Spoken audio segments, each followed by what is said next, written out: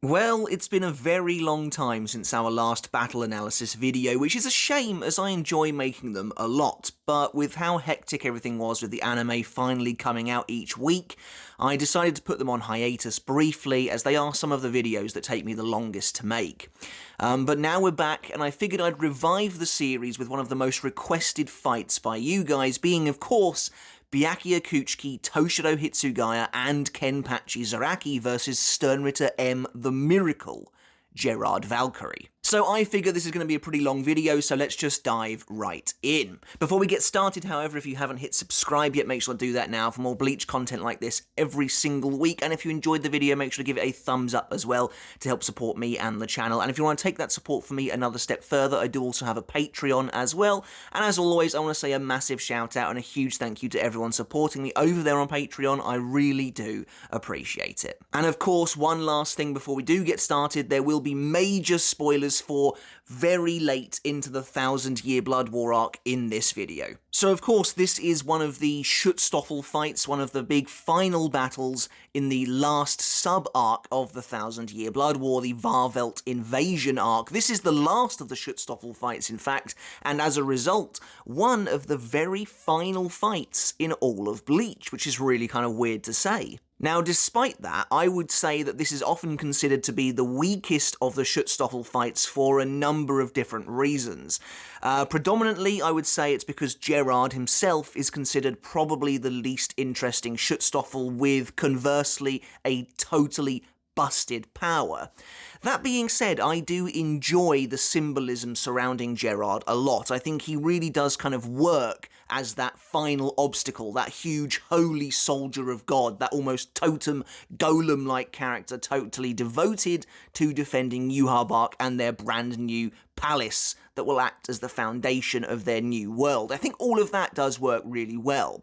Another reason why I think this fight might be considered the weakest of the lot is that it involves the big three captains, that big trio of captains, BYAKUYA, HITSUGAYA, and Toshiro, who certainly between them have easily the most fights in the entire series, by far the most amount of exposure throughout all of Bleach. And I think that people, while they're not going to begrudge those characters another fight, I think they were just disappointed to see more deserving characters like the Vizards get shafted yet again in favour of characters like this who had already done so very much. And considering a lot of us were well aware that this was probably going to be these characters' last chance to do anything, it was a little disappointing when the Vizards were just completely wiped out and then these old familiar faces were brought in once again. But at the same time, like, I get what Kubo was doing.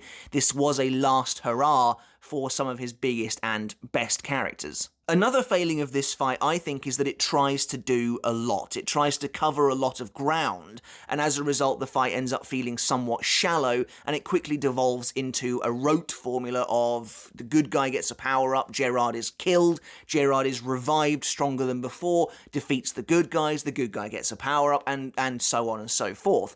So I think those are some of the reasons why this is probably considered by the community to be the weakest of the Schutzstaffel fights. But I do want to preface this video by saying I don't believe any of the Schutzstaffel fights are actually bad.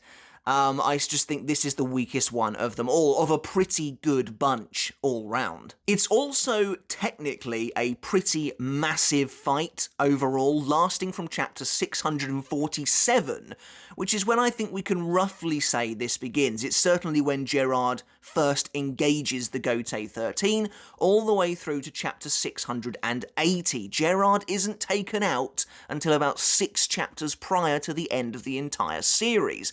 But this fight is so broken up that it not only ends up being one of the shortest Schutzstaffel fights of them all, but ironically, despite having so much time to permeate, one of the most rushed in the end. And of course, you know on this channel from previous battle analyses, we love our fights to be totally unbroken, to feel as important as they possibly can to get as much time, as much prominence as they possibly can, and this one really doesn't feel like it gets that, despite having seemingly a decent amount of screen time. I think it's unfortunately clear that Kubo realised he had to begin speeding up quite a bit by this point in the story, whether that was down to his failing health, whether that was down to restrictions being placed on how much time he actually had left, on how much he wanted to still show in the story, as Askin and Gerard's fights are noticeably impacted in comparison to the previous two Stoffel fights, being Pernida and Leal. Of course, we've done videos on those. I have actually done a video on Askin versus Kisuke as well.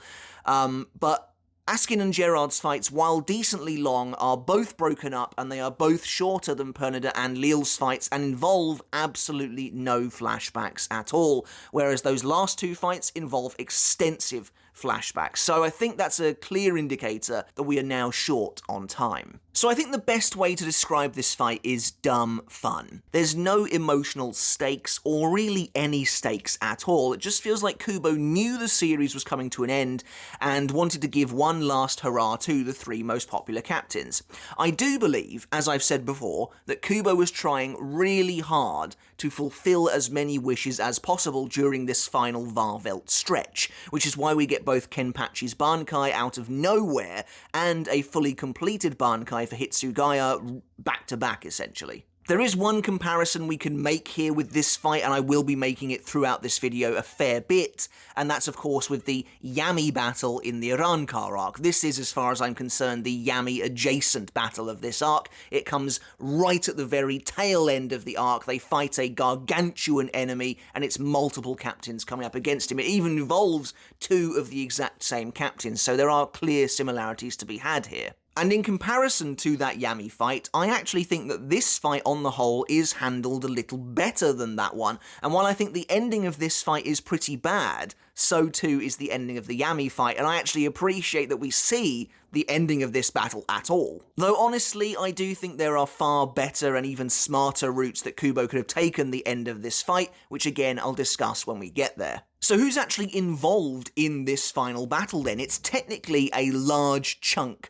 of the Gotei 13's forces as they advance on Wahrwelt, but in the end it's whittled down to just HITSUGAYA KENPACHI and BYAKUYA against Gerard Valkyrie, Sternritter M the Miracle, who in my opinion is, when all variables are considered, the ultimate Sternritter, and therefore fitting as the final obstacle for our heroes. I think it's quite clear that Kubo designed Gerard to be that ultimate final test, the ultimate warrior in the Vandenrijk's army. Is his power as broken as, say, Gremmy's? Probably not, but it is still insanely overpowered. And what does Gerard have that Gremmy doesn't? A battle-hardened mind, an incredible amount of physical strength, an incredible amount of speed, and intelligence to boot. He might not seem incredibly smart on the surface, but he himself notes that he is the Quincy who has been given everything and is therefore impossible even to outwit. So I think Gerard having this place as the final hurdle to come crashing down in front of the Shinigami before they reach Yuha Bark makes total sense. So if we look at the pre-fight context surrounding this battle, this is where things are going to get muddy already.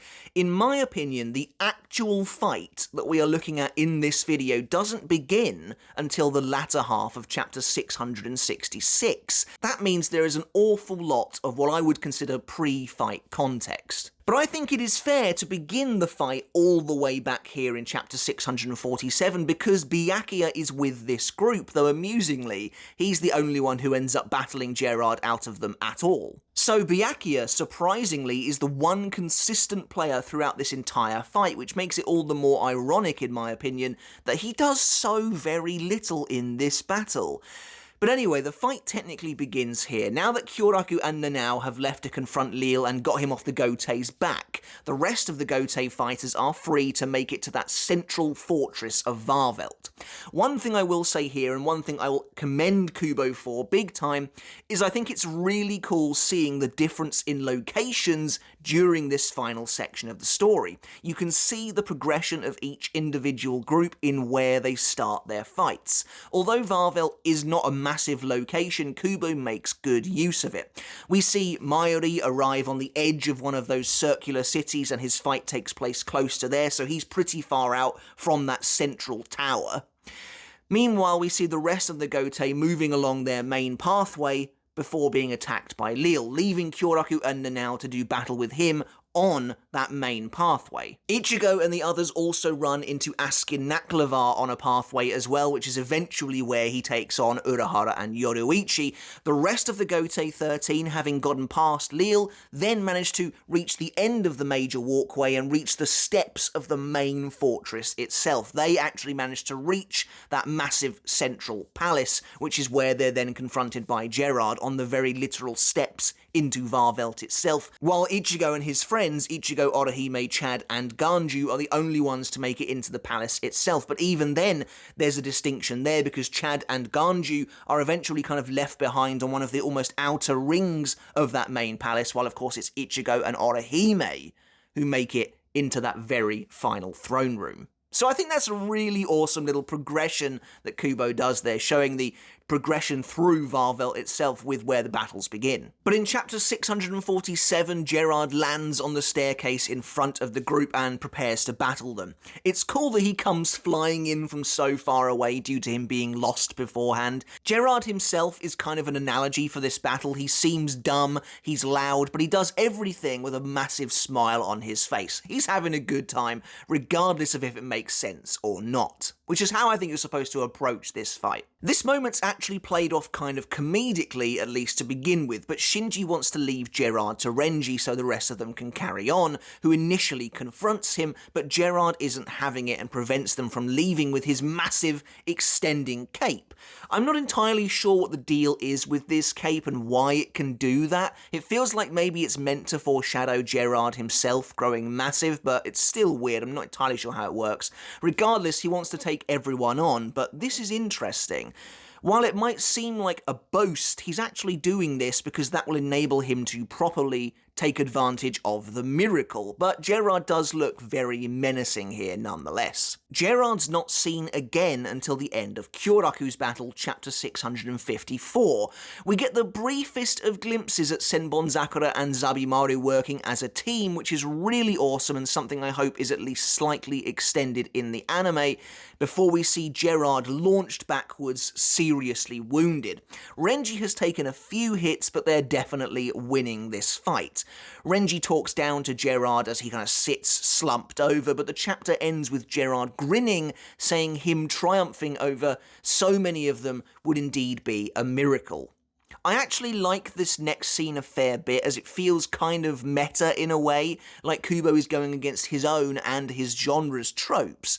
Gerard seems to suddenly proclaim a miracle is about to occur, but Byakuya doesn't let him finish. Rather than allowing the villain to power up, Byakuya goes straight for the kill shot, which I do really appreciate. It is kind of weird that we don't really see this version of Gerard fight at all, i.e. the one with the cape and the helmet, but Byakuya goes so far as to punch a hole through Gerard's head with Senbonzakura, killing him outright. Momo is horrified, but Shinji thinks such an action was necessary. However, Byakuya isn't done, and slams Senbonzakura down onto Gerard's limp body. There's a nice detail here, where Gerard's legs just sort of fly upwards and then slam back down onto the floor again from the sheer force of being pummeled by the blades. This honestly feels to me like a vengeful Byakuya inflicting the same kind of damage onto a Sternritter as they once did to him. And I think that's really cool. But as they all decide to proceed onwards, suddenly a massive foot appears in the air behind them, slamming down onto the ground. It's interesting that really the only Shinigami we see here are Byakuya, Renji, Rukia, Shinji, and Momo, because supposedly the rest were all taken out by Leal. It definitely feels like Soifon should have still been here at this point. Urahara is also around in 647, but has vanished by this point, so presumably bails the moment Gerard arrives to go and find Yoruichi, which does also feel a little bit weird. Anyway, Gerard keeps growing and growing, smashing through these buildings as he just becomes gargantuan in size. We definitely need to talk about the mirroring of this scene and the Yami scene, as if the comparisons weren't already apt enough. As I mentioned earlier, like I said, this is the Yami adjacent fight at the end of the arc, but it definitely feels intentional here that once again it's Renji that Kubo focuses on as the enemy he's facing grows colossal, and he's almost pulling the exact same face here as he was when he watched Yami transform. But then a massive shadowy Gerard looms over them, chunks of building falling from his shoulders. This is an awesome shot, in my opinion, better and more atmospheric than either of the Yami transformation shots, and both of those are pretty good as well, but this one looks fantastic. Gerard looks super ominous, and he screams his name, sending shockwaves rippling through the battlefield, and look, there's Omaida. That's random since he's literally never seen again. As Gerard kind of gives a booming explanation of his shrift, this is really only an initial explanation, a surface level one, where he explains that any part of him that's destroyed is replaced by that of a gigantic godlike size.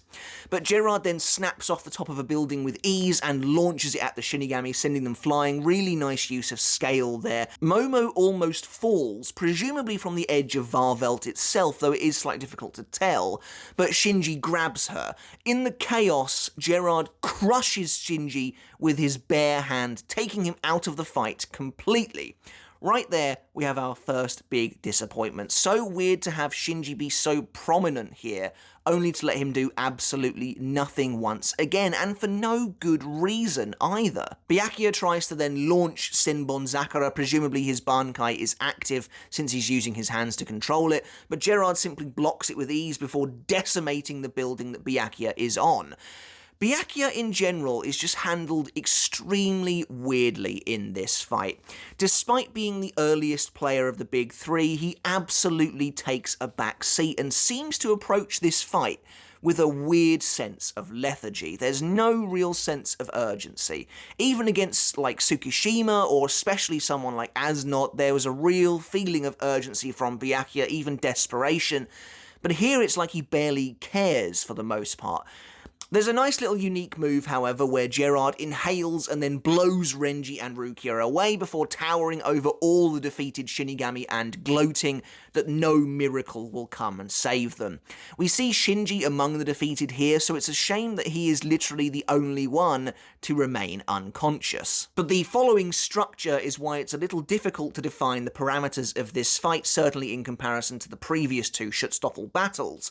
Kubo cuts away from this fight a lot, and intersperses it with both Askin's fight and Ichigo and the others, a symptom again of him running out of time, whereas the last two fights we looked at, Pernida and Leal, have dedicated unbroken sections for them. Like I said, I don't think this battle starts until 666 realistically, so this is still technically the pre-fight as far as I'm concerned. But as Askin looks on, we see the massive Gerard stomping through the city, a big dumb grin on his face. And then a couple of chapters later in 658, we return to Gerard and discover the Vizards were apparently still there all along, which is weird as well. Hiyori and Hachi are observing the fight from up high, and Gerard uses the miracle to drive them out of hiding.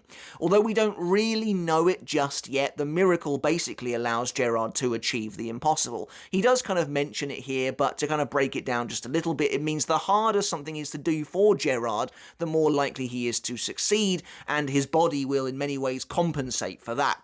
So that's why, for instance, he wanted to take on the entirety of the Gotei 13 rather than just Renji, because if he had just fought Renji, presumably he would have either defeated Renji or he would have lost to him and the miracle would have barely activated. But because fighting all the Gotei at once was such an impossible task for Gerard, he was never going to win that fight, his body transforms colossally, an enormous amount, to compensate for that. And the same is true here, because it's so impossible for him to actually find Hiyori and Hachi and the rest of the Vizards in the rubble, because he is now so gargantuan and their Reiatsu is so tiny to him.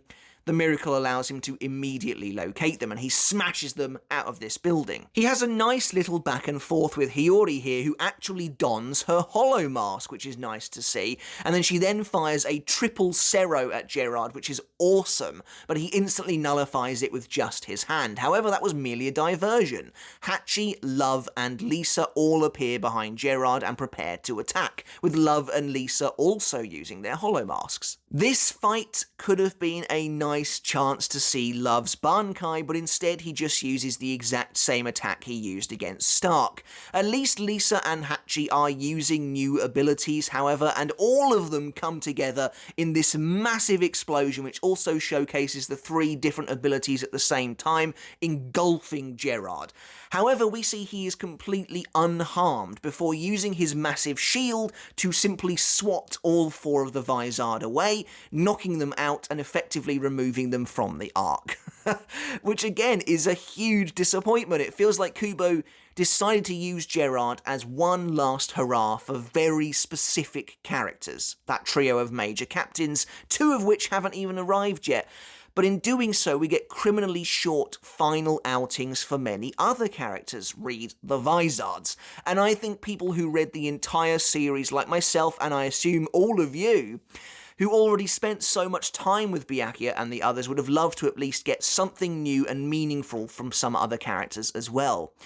What's perhaps even more annoying about this situation is that the fight never needed to be exclusive to one set of characters. There's no reason why the Vizards couldn't have fought against Gerard alongside the captains, and maybe they get defeated a few chapters later. There's no reason to have these Vizards show up only to get taken out of the fight in a space of about 4 panels. It's not even pages. These characters go through this whole rigmarole of putting on Shihakusho so they can feel a part of this invading Gotei 13 force. They decide to put their lives on the line, like Shinji, Rose and Kensei have been doing. They make their way to Wahrwelt only to get wiped out in one hit. It's kind of ridiculous. I think if Kubo wanted to make this a big spotlight battle for Byakuya, Kenpachi and HITSUGAYA, that's absolutely fine. But it doesn't need to come at the expense of other characters. They could have been included just as easily. And I think it would have helped make Gerard feel even more dangerous if he was actively taking on characters in a big fight, in an actual brawl, rather than just one-shotting virtually everybody, and then for some reason not one-shotting Byakuya, HITSUGAYA and Zaraki, even though they get hit just as bad, if not worse. I get that those 3 captains are stronger than virtually everyone else we've had in this fight so far, but it does make the Vizards in particular look like absolute chumps. But Gerard is like, oh, this is getting really tiresome, these ants keep coming out of nowhere, but if I destroy this entire area, that should deal with them all in one go. And he begins to try and punch the floor, only for his arm to be frozen as our second major player arrives, Toshiro HITSUGAYA. Gerard tries to swat him from his perch, destroying the tower he's on, but HITSUGAYA swoops around him and activates Bankai, freezing Gerard. Down below, we see Momo carrying Shinji as she looks up at HITSUGAYA. Momo is a well-known tank in this universe, surviving basically everything. It's just hilarious to me that Shinji is still totally knocked out and she's now having to carry him around. But she kind of looks up at HITSUGAYA and, presumably hopes that he survives this fight, basically. But at this point, chapter 659, we cut away from this fight again. I get that Kubo is juggling storylines here, and I think specifically felt the need to hurry along with the Ichigo and Uryu story, which is wrapped up in the space of just a few chapters here, but I do wish that all 4 Schutzstaffel had similarly formatted battles. But regardless, it's now finally time to arrive at the main event itself. Like I said, we don't now return to this fight until chapter 666, and like I said, this is when I think the real fight begins. Gerard explodes out of the ice and tries to grab HITSUGAYA out of midair, but is blocked by Senbon Sakura, as Byakuya is revealed to still be alive and mostly unharmed. Suddenly, as Gerard tries to grab them both, his arm is sliced off with ease, as Zaraki arrives on the scene as well. The major players are now all here in one place, and the battle can begin for real. Now, I want to discuss this briefly. As I mentioned earlier, I would be returning to this comparison, comparing it to its closest counterpart, the Yami fight. I don't know if this is controversial or not, but like I said, I do think this is a better fight overall. This fight It does still have fairly low stakes, but at least it feels like an uphill battle for our heroes. They genuinely struggle. And although Byakuya looks like he's falling asleep for the most of this fight, they are actually pushed to their limits, which is really cool to see. And this fight does actually have a definitive ending, even if it is disappointing. Conversely, the Yami fight really feels like a total afterthought. Like, Kubo was like, crap, Yami is still alive. Zaraki pretty much fights him alone, barely breaks a sweat, and then the entire second half of the battle is totally off-screened. And while I think Yami is probably a better character than Gerard, there's no denying that Gerard is better suited to being this big final obstacle. And so 667 starts from Zaraki's first-person perspective, which is interesting. He wakes up inside Mayuri's containment chamber and kicks the door off before rushing to the battle. Considering he makes it there before Ikkaku and Yumachika, unless they were really dawdling, Zaraki was only recuperating for a few minutes at best, which I think is meant to be played as a bit of a joke, but either way it is kind of weird. Also, speaking of Ikkaku and Yumachika, I completely forget that they are present for this battle. Like, every time I go back to it, I'm like, oh yeah, I totally forgot you were there. And again, it's kind of weird that they don't get involved at all. Like, I appreciate they are Zaraki's men and they know not to get involved in his fights, but it's the end of the world. Like, if there's any time to get involved in a battle, now is that time. And sure, they might think that the captains outclass them greatly, but this feels like, in my opinion, it would have been a great opportunity for both Ikkaku and Yumachika to use their secret abilities, for Ikkaku to use his Bankai in front of his captain, and for Yumachika to use Ryuro Kujaku in front of both Ikkaku and Kenpachi. It would have been awesome to see that development come full circle and presumably then both be accepted by those around them. But instead, they're spectators once again, making me wonder what the point even was of them coming to Wahrwelt. But as Gerard's arm suddenly regrows in a flash of gold light, now even bigger and stronger than before, we get a slightly better idea of how his powers work. Now, one thing I do actually quite like in this fight is the unexpected dynamics between the captains. Kubo actually takes the opportunity to show us something we haven't really seen before, which I do really appreciate, and that's someone actually standing up to Zaraki on a battlefield, which I have to give some props to HITSUGAYA for. Zaraki seems willing to just rush in and fight Gerard despite seeing what his ability is, which in itself is a bit of a shame, as he seems to have regressed from the more thoughtful version of himself bearing the weight of his title, like we saw against Gremmy. But as Zaraki prepares to swing, HITSUGAYA comes out of nowhere, blocking his attack, which was honestly really surprising. Seeing someone get in the way of Zaraki is pretty unheard of for the most part, and I like that Zaraki actually says that he held back at the last second so as not to hurt HITSUGAYA. Now, this is where it feels like Kubo is trying his best to inject some stakes into this battle by HITSUGAYA worrying about what would happen if Gerard fell from Wahrwelt at such an enormous height. He'd basically decimate the entirety of Seirete like a meteor. He is now so enormous. That's a cool little touch, but I don't think it does an awful lot to elevate the tension, mainly because I never thought it would happen. I never thought that there was any chance of Gerard actually falling from the sky and landing on the Seirete. Now, admittedly, this is something that has happened before. Kubo uses this dynamic well to show the remnants of Lille falling from heaven and landing on the Seirete, but I just didn't think it would happen again, and certainly not in this way, because how would Gerard get back up, and that fight would just be over. So I didn't think that would ever happen, but it is a realistic thing for HITSUGAYA to worry about.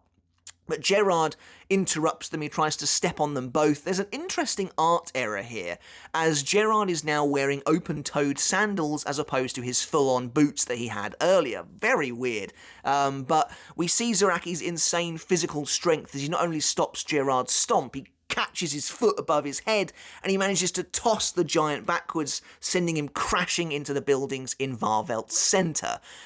Is this the most insane feat of physical strength we've ever seen in the series? Possibly, because Gerard is not only massive, but actively trying to squash them with his foot at this point, so that is kind of completely insane. One thing I think this fight does better than the Yami fight as well is improve and utilize the perspective. You really see just how colossal Gerard actually is, and I think obviously fighting surrounded by buildings obviously helps give us a much better sense of scale as opposed to being in a sparse desert. Plus, Gerard ends up far bigger than Yami anyways, but it makes for a lot of cool imagery and a good use of that scale. Anyways, Zaraki surprisingly actually listens to HITSUGAYA's concerns and says rather than enjoy himself, he just has to kill Gerard in one hit. However, Gerard's shield blocks Zaraki's strike and he sends him flying with a swing of his hand. Zaraki goes smashing into the buildings and Gerard rises to his feet, drawing his blade from behind his shield,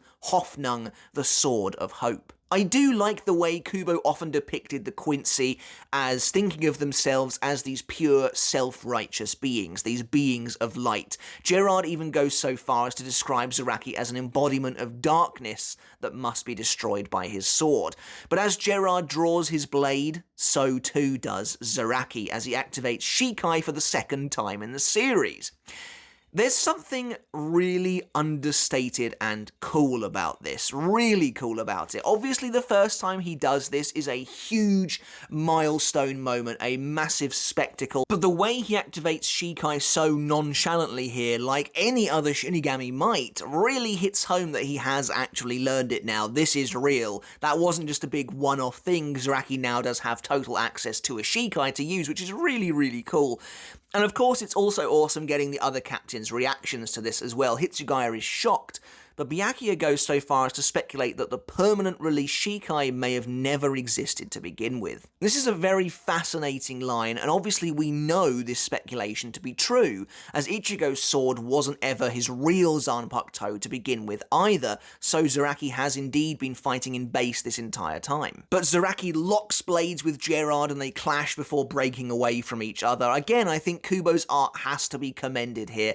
I love how he showcases the tiny Zaraki locking blades with the absolutely enormous Gerard. That can't have been easy to achieve, I think, but the effect works really, really well. Like, Zaraki's blade looks so small compared to this skyscraper-sized sword that Gerard is using, but it does work really well for the most part. Zaraki is fighting from the get-go here in both Shikai and without his eye patch, so he's currently technically at his absolute strongest if we assume he has been fully healed by Mayuri. As I mentioned in a previous video about Zaraki, this is really the closest thing he gets to a traditional fight now in the series post the Unohana battle. However, as Zaraki prepares to leap for Gerard once more, Gerard reveals his sword was chipped in their encounter, and that is reflected upon Zaraki himself as a massive wound opens up in Zaraki's gut. As Zaraki sort of staggers, wondering what happened to him, Gerard reveals more about his power, the miracle.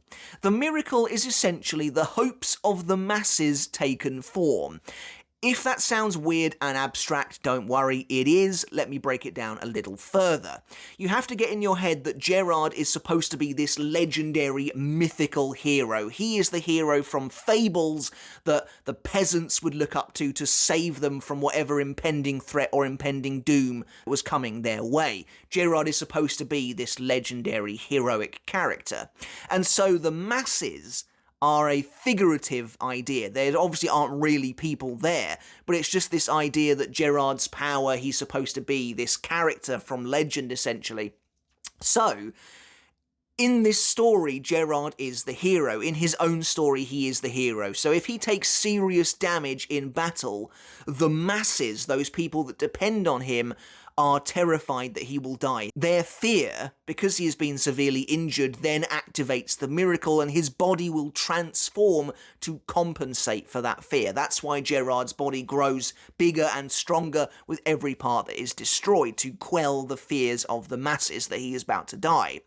And the hopes of the masses are reflected in his blade, Hoffnung itself, as they all hope that Gerard will use his mighty sword to win the day. So if it's damaged, the masses become despairing. They despair that the enemy is going to break Hoffnung and defeat Gerard, and so that despair is reflected upon the enemy, and they are wounded every time Hoffnung is damaged. Yeah, it's a pretty crazy power, but basically, to put it really bluntly, the more impossible something may seem for Gerard, the stronger and more powerful he becomes. The more backed into a corner he seems, the worse things get for his enemy. There's a nice bit of characterization here where Zaraki berates Gerard for explaining how his powers work. Again, a nice bit of meta commentary. But Gerard says he only explained it to compensate for the immense difference in strength between them, and Zaraki is a fool for not understanding that. There's an awesome title page where the two of them come together again for another clash. Now, in this moment, we can see yet more similarities to the Yami fight. Zaraki is dominating the battle. He's arrived and basically taken over from the other two captains, but unlike the Yami fight, here he is already beginning to struggle. Gerard drives his sword into the ground and Zaraki runs up it again, a nice bit of imagery using the scale there, before attempting to strike his face. Something very similar happens in the Yami fight, where Zaraki runs up Yami's arm and attacks his face. In that fight, were this Yami, Zaraki would have connected, but Gerard is fast enough to anticipate and dodge the attack before smacking Zaraki into a nearby building. Zaraki commends Gerard's speed, and Gerard does the same in turn. Suddenly, however, and this is where things do get a little interesting, HITSUGAYA arrives attempting to rejoin the fight, flying behind Gerard and utilising Guncho Surara, which is a nice callback to the fake Karakura town. However, Gerard, having found himself what he believes to be a worthy opponent, no longer wants to fight HITSUGAYA at all, and Zaraki shares the same sentiment, now smacking HITSUGAYA away with some real force. Zaraki has had enough now of HITSUGAYA interfering, and he barks at him to leave. BYAKUYA, having found himself in a similar situation with Zaraki before, tries to get HITSUGAYA to see reason, but HITSUGAYA notes that they can't just leave Zaraki this time, as he's already taken his eye patch off and can't defeat Gerard alone, no matter what he might think. There's a nice moment here where BYAKUYA looks at HITSUGAYA and realises that his petals are disappearing fast, realising that time is running out for all of them. It adds a nice bit of urgency to the fight that has been sorely lacking so far. It's just a shame that nothing ends up really being done with it in the end. But BYAKUYA and HITSUGAYA decide to concoct a plan of their own. HITSUGAYA believes he can freeze Gerard to the bone, at which point Senbonzakura should be able to destroy whatever's left. Meanwhile, Zaraki is being just totally overpowered at this point, which is honestly crazy, and shows you what kind of a threat Gerard is. Don't forget, Gerard's not even in his holy form yet. Zaraki is using his Shikai, has taken off his eye patch, and Gerard is at the point now where he is just swatting away Zaraki. Because they have been fighting so much, so intensely, Zaraki has been chipping away continuously at Hoffnung and seriously injuring himself in the process, allowing Gerard to just totally wear him down, and is now completely dominating him, sending him flying down to the ground, and Zaraki is pretty much nearly beaten at this point. But BYAKUYA then attacks Gerard from above with this almost curtain of Senbonzakura that rains down towards his head, but Gerard professes to have already known their plan ahead of time, and that they can't defeat him as he is the biggest, strongest, and fastest Quincy, the soldier who has been bestowed with everything. They cannot hope to outwit him as he brings his blade down on HITSUGAYA as well. And so things look pretty bad for our captains. It looks like they don't stand a chance in hell against Gerard whatsoever, and lying on the floor far below, Zaraki suddenly sees Yachiru appear next to him. Yachiru kind of wonders what Zaraki is doing. He wonders where she's been all this time. Perhaps he's hallucinating, he's been so badly beaten. But she takes his hand and she entrusts him with a brand new power, her power. The power of Bankai. She sends this power into him. He looks at his hand, his eyes wide as this Reiatsu seems to leak from his fingers, and suddenly he erupts in a violent torrent of Reiatsu as Yachiru looks on with the glow of a blade in her eyes. That's honestly really awesome. Now, one of the biggest issues with this fight, however, is that it does just devolve into a series of reveals for the characters, one after the other, and really, I think this is the only one that's actually worthwhile. Gerard himself, meanwhile, in case you hadn't realised yet, is just a punching bag. There's no way he is going to defeat these characters, but simultaneously, they can't defeat him. So we end up in a bit of a stalemate situation where it seems like this is just going to carry on for eternity. But the Yachiru moment is a nice bit of payoff for her disappearance much earlier in the arc, and Zaraki transforms, turning into a monstrous red-skinned devil with a shattered sword. It does make me laugh that Gerard puts down his sword specifically for this moment, because if Zaraki had seriously damaged it in Bankai, he would have been grievously injured, maybe even nearly killed.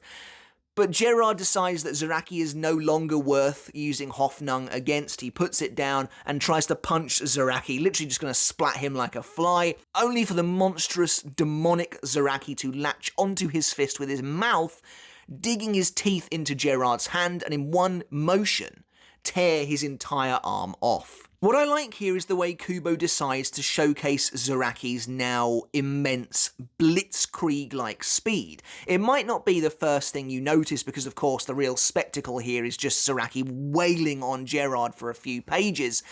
But what we saw earlier is how fast Gerard's limbs can regenerate, and we see his new arm already beginning to form out of light. But before it even can, Zaraki is upon Gerard again, and he cuts through his previously unbreakable shield, taking off one of Gerard's hands as well. Before Gerard can even react, Zaraki punches him in the jaw, sending him flying from the side of Wahrwelt, and his arm still hasn't regenerated yet, meaning that all this is taking place in the space of a few seconds max. But as Gerard falls from Wahrwelt, HITSUGAYA is like, oh my god, it's actually happened, but he suddenly sprouts massive angelic wings. Actual angel wings for once as well, which look fantastic, and he launches himself towards Zaraki. I will say that in this moment, with his wings, his glowing arm, the ring of light around his sword, his pale white eyes, Gerard really does embody that holy, angelic warrior of God look, and Zaraki himself looks like a devil. So I think, again, that's a really awesome inverse of roles. The angels here, these supposedly pious and holy knights, are the villains, whereas Zaraki actually now has the embodiment of a devil itself, but he is the good guy here. I love that, and honestly, kinda wish Kubo had kept this going for longer. This could have been the central theme for this fight. That would have been really awesome. But anyway, it looks like Gerard is preparing some kind of an attack. Perhaps he's going to fire something from the end of his blade, but before he can do anything, Zaraki sort of leaps into the air, spins around, and cuts him in half vertically, straight down the middle. And you just know we are going to see that in all of its gruesome, bloody, gory in the anime, which is really awesome. I mean, so far the uncensored nature of the anime has been a real boon to the show, and we are going to see that in full force when these fights start properly happening. But the two halves of Gerard's massive body collapse onto the buildings of Wahrwelt as Zaraki kind of sails through the middle of them, evoking images of Yamamoto when he took down Aion in the Fate Karakura Town arc, and he then lands on the ground. BYAKUYA stops HITSUGAYA from going to him, and suddenly Zaraki roars, sensing danger before leaping backwards.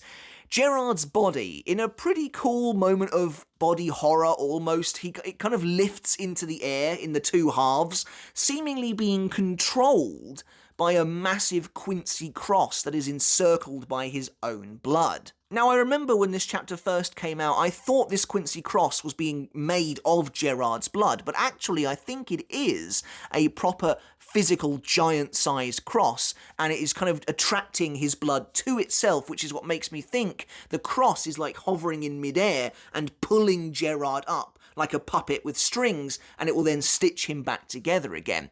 But here's where things get a little bit annoying. In my opinion, Kubo presents us here with a perfectly acceptable way of killing Gerard. It seems like as almost an embodiment of the fact that he bears the power of the heart of the Soul King, probably reflected in his near-eternal life. Everything he is revolves around this central Quincy cross that seems to lift his body back up and stitch it back together again. He is like some kind of ancient resurrected Quincy golem, with a core that's alive and the rest of him is this weird blank slate almost, which might go to explain why he has these really weird inhuman eyes, why he is missing fingernails, these strange details that make him appear like some kind of synthetic being. All of this would make so much sense, but Kubo does nothing with it, and that is so annoying to me. Everything after this moment, after Zaraki went to great lengths to reveal the Quincy Cross as Gerard's sole point of weakness, should have been focused on destroying that cross, and therefore killing Gerard permanently, but instead it's never brought up again, and Gerard simply doesn't die. It gets even weirder when the captains later completely decimate his body, and yet the cross is both nowhere to be seen and he continues to revive. But despite those complaints, this is a cool transformation nonetheless, as Gerard's body is literally pulled together by light, stitched together, and he reveals his Vollständig Ashtonig, the divine authority of God, in a pretty great double-page spread that shows just how absolutely titanic Gerard has now become.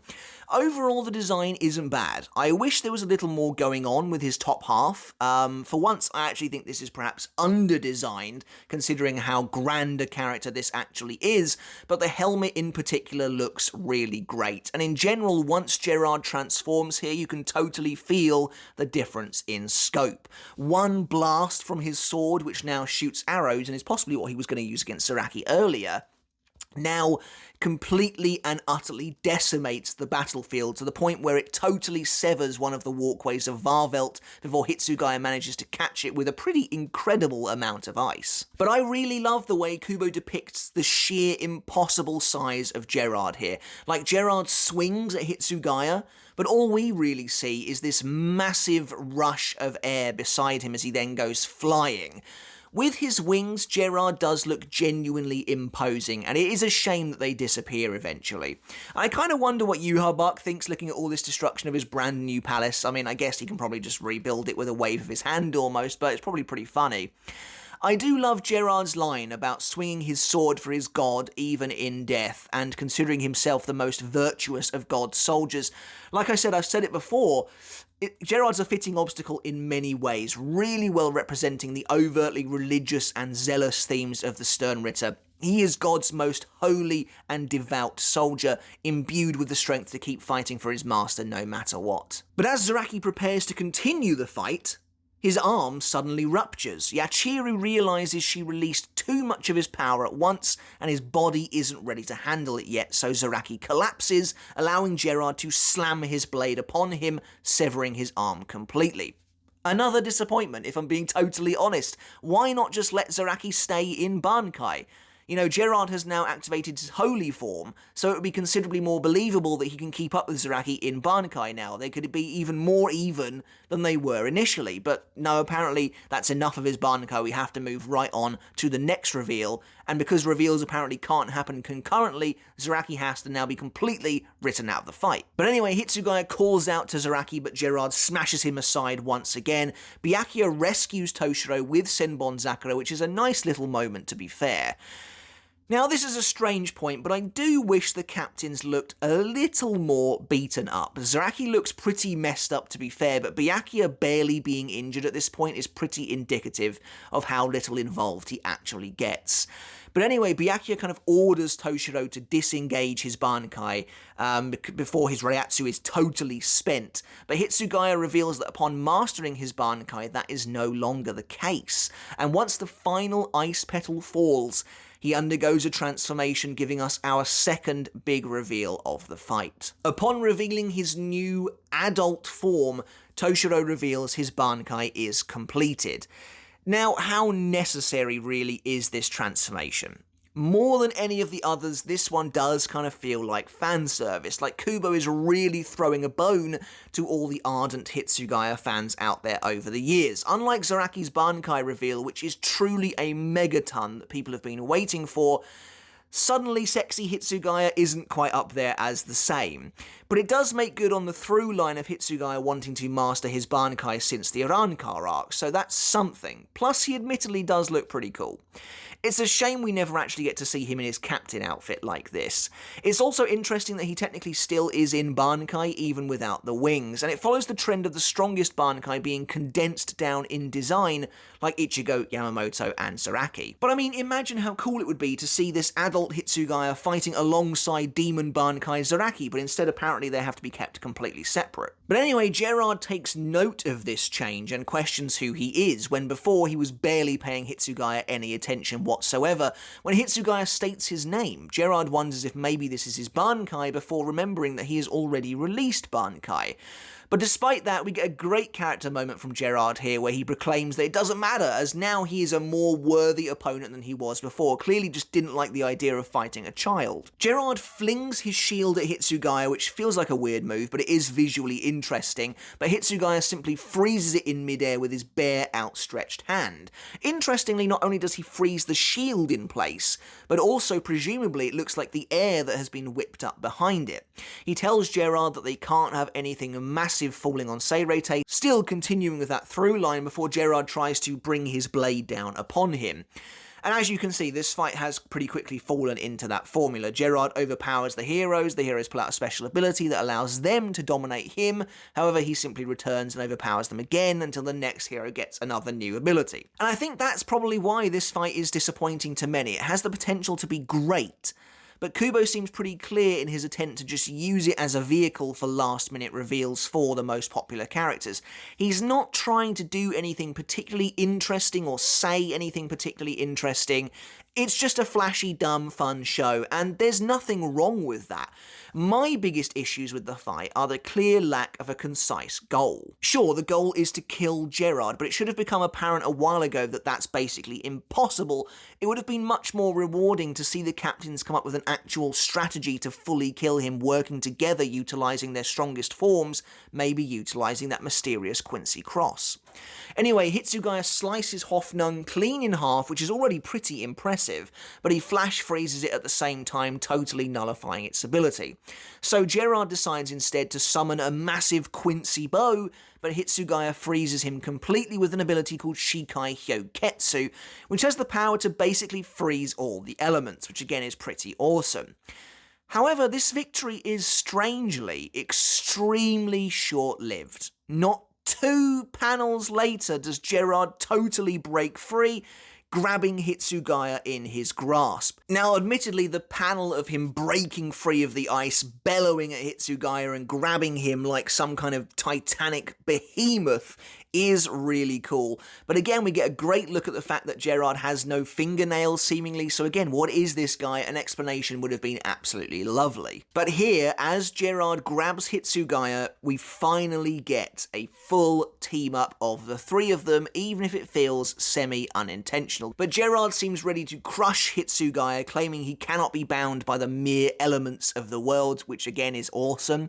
But he suddenly topples to the ground like a giant overturned statue.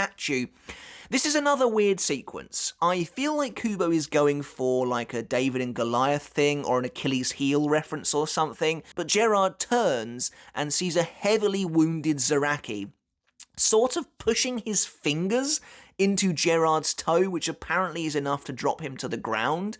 I don't really know how that works, and also how on earth does Gerard, at this full size, crashing entirely to the ground, not cause the walkway to crumble and smash to pieces beneath them? I have no idea. But anyway, as Gerard talks with Zaraki, he begins to suddenly freeze over again, his face starting to ice over. He turns back to HITSUGAYA. HITSUGAYA's wings have now appeared randomly, don't really know why or how, but HITSUGAYA questions if he really thought that he could grab him in this form and not pay for it. Gerard roars at him again, begins to get to his feet slowly. He's now up on his knees, when suddenly, finally, BYAKUYA decides to actually do something, activating Senkei, which is honestly, admittedly, very cool to see again after so long. BYAKUYA lands behind Gerard and reveals his new technique, which to be fair is pretty crazy. I do love the visuals here. I love that shot of a surprised-looking Gerard, probably looking up, I guess, and suddenly realising he's been surrounded by this wall, this encirclement of blades. That's going to be really, again, just so amazing in the anime, I hope. But originally, in the Soul Society arc, it seemed as though BYAKUYA could only wield one of his many swords at a time when he used Senkei against Ichigo, only the second time he has ever used it, so Gerard marks the 3rd time he has used Senkei in his life. But now, however, he can actually direct every single blade to attack his target at once, using his new ability Ika Senjika, and he ends the chapter by sending all of these blades rushing towards Gerard's head, seemingly killing him for good in an enormous explosion. The blades pierce Gerard's head in a brilliant flash of light before returning to being petals. This should look honestly incredible when we come round to it in the anime, but at the start of the next chapter you can see just how frozen Gerard's arm has become thanks to holding on to HITSUGAYA as well, which is a cool little detail. But as the dust and light clears, we see that Gerard's head has been completely and utterly obliterated. The rest of his body, which also appears to have frozen over, begins to crumble like a statue until there's nothing but the bottom halves of his legs left. This is the plan that HITSUGAYA and BYAKUYA had prepared a while ago coming to fruition, about HITSUGAYA freezing him to the bone and then BYAKUYA destroying him. But yeah, Gerard's body just crumbles to the ground like a statue until there's nothing left but the bottom half of his legs. Now, this should have really been the end of the fight. Kubo could have even taken the time to show the Quincy Cross hovering in the air or falling from the sky, and maybe had Zaraki walk up to it and deliver the finishing blow, stamping on it, crushing it, and destroying Gerard once and for all. Or even BYAKUYA glancing up as the cross desperately tries to reform Gerard once again and destroying it with Senbon Zakura, maybe without even looking, something kind of typically badass like that. But no. HITSUGAYA looks beaten, and BYAKUYA holds him up to keep him from collapsing. Admittedly, he is holding him in perhaps the most lackadaisical way possible, but however, as the two of them seem to have won, as the fight seems to be over, a colossal torrent of Reiatsu explodes all around them as Gerard's body reforms once again. Now there's just no sign of a Quincy Cross, but instead his entire body, save for the bottom of his legs, begins to rebuild itself in that holy light, presumably once again stronger and bigger than ever before. As HITSUGAYA looks up, there's briefly a strange substance on his face. Now the digitally coloured version makes it look like blood, but there was no blood on him at all prior, and in the original chapter itself it looks to be a jet black colour, almost akin to what was happening to him when Mayuri began the de-zombification process, so I've got no idea what that is, if it's anything at all. But anyway, once again, I mean, Gerard does look pretty cool here. His helmet now covers the entirety of his face, and he has a large feathery plume of Reiatsu running down the back. Not only that, but he has two enormous spikes protruding from his back as well. But this is just another example of Kubo not quite knowing when to call it quits, going too far when he didn't have to, because now, much like with Yami's second form, he's created the expectation of the fight continuing, but he absolutely doesn't in any meaningful way. Renji and Rukia finally reappear as Gerard continues to rebuild his body. HITSUGAYA shouts to them about Gerard, but they mistake him for HITSUGAYA's older brother, and he plays along in a comedic moment. But they all suddenly sense that Ichigo is about to face off against Yhwach. Rukia and Renji then move to help out against Gerard, who is either still gathering Reiatsu to himself or now firing at them like blasts. Either way, BYAKUYA scoops them both up as Gerard's massive hand tries to grab them. BYAKUYA orders them both to go to Ichigo, blocking another of Gerard's attacks with Senbon Zakura, while the scene in itself is a callback to BYAKUYA telling Ichigo basically the same thing back in the Fate Karakura Town arc about how none of the captains here need his help, and in this case, need their help. It's also a nice way of showing BYAKUYA knows how much they value their friendship with Ichigo over all else, and here, at the end of the world, that's really where they should be, by his side. Though we kind of already knew that BYAKUYA knew that anyway, since he is the one who secretly allowed them to go to Waco Mundo way back in that arc. But HITSUGAYA and BYAKUYA discuss Shinigami teachings once Rukia and Renji make their way into Wahrwelt itself, noting that Renji and Rukia's place on the battlefield should be by Ichigo's side because they're his friends, and fighting for your friends and giving your life for them is what a Shinigami is taught. This feels like a very catch-all statement, and I'm not really sure all Shinigami are actually taught this. Like, I'm pretty sure those in the Omnits Kiddo are not taught that you should be fighting for your friends. But, you know, it's a nice sentiment, and most importantly, it plays into the overarching theme of the importance of friendship in this final part of the battle that Uryu and Hashwoth would later clash over as well. And finally, come the end of Ichigo versus Yhwach steals Ichigo's Quincy powers and then robs the last remaining Sternritter of their strength as well to fuel his own. As Gerard looms over Byakuya and HITSUGAYA looking genuinely bigger than ever, that's a pretty cool shot as well, a really neat perspective, kind of like looking up from the base of the ground to Gerard, who is kind of looming over the buildings. That's pretty cool stuff. A heavenly light suddenly rains down upon him, stripping him entirely to the bone and killing him. His massive skeleton crashes down upon the cityscape, and that's the end. You do catch a brief glimpse of Gerard's eyes, still looking extremely weird, as at least the centre part of them seems to be stripped away. But it's undeniably a bad ending after we've been through all of that.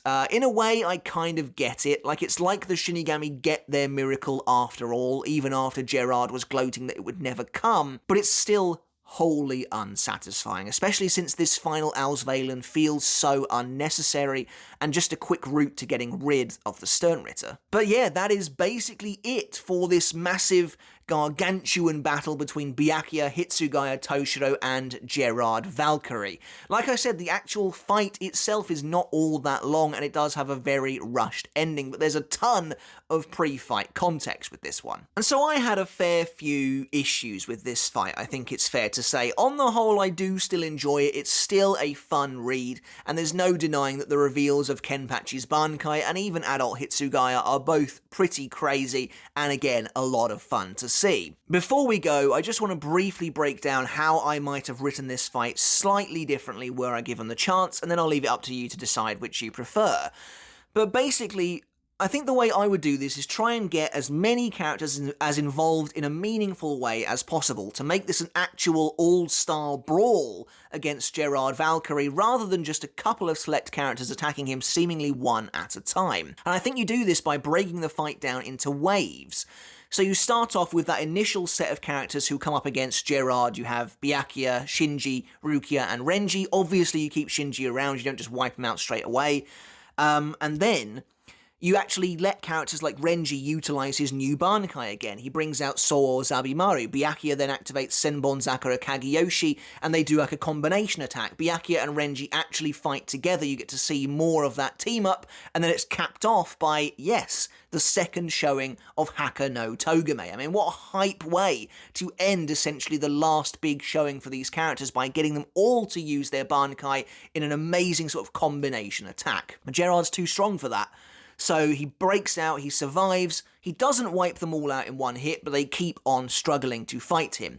It's then that they get reinforcements. The Vizards arrive, Hiyori, Hachi, Love, and Lisa. Maybe you leave Shinji, maybe you somehow have him somewhere else and he joins with the rest of the Vizard, I don't entirely know. But when they arrive, they start fighting as well. Love gets a chance to use his Bankai. Things start looking worse for Gerard. He's taking more and more damage. His body is being chipped away. I guess in my version, I really would run with the idea of him being some kind of resurrected Quincy Golem as well, being essentially controlled by his central core, that Quincy Cross. And so the more damage these attacks are doing, Love's Bankai, Byakuya's Bankai, Renji's Bankai, all that sort of thing, they are chipping away at Gerard, and he is continuing to revive, and he just keeps on going. But it's still not enough. And so eventually HITSUGAYA arrives, and then eventually Zaraki arrives. And, you know, maybe by this point you can have Renji and Rukia leave to go and find Ichigo. Maybe by this point you can have some of the Vizard get beaten. You don't want the fight to get too bloated, but you do want it to remain this big skirmish, so you need to have that balance. So when Byakuya, HITSUGAYA, and Kenpachi are taking on Gerard, maybe some of the Vizard are still around. Keep Shinji around, there's no reason to get rid of him. He can stay and keep fighting as well, even though his Zanpakuto is not overly useful in this kind of situation. But yeah, you get to the point where Zaraki uses Bankai, probably under similar circumstances here, and through his Bankai, he is able to reveal to everyone that Gerard has this central core weak spot, and from that point on, they all team up to break down his body to the point where they can reveal that core again, and then they destroy it, ending the fight with Gerard once and for all. Obviously, that's an incredibly fast Cliff Notes version of how I would have probably tried to do things, but it's always easier said than done. And at the end of the day, with Kubo struggling with his health like he was at the end of Bleach there, I think he did a damn fine job, all things considered. And while I do think that, yes, this is probably the weakest of the Schutzstaffel fights, like I said, I think they're all pretty good in general. The Wahrwelt sub-arc has some genuinely great battles in it, and I think Kubo really was trying to pull out all the stops in that final stretch.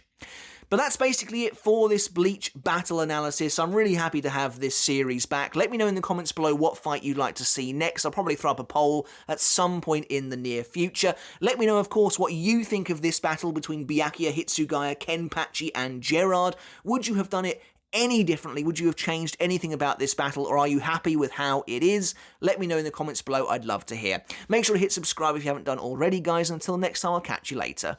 I'll see you then.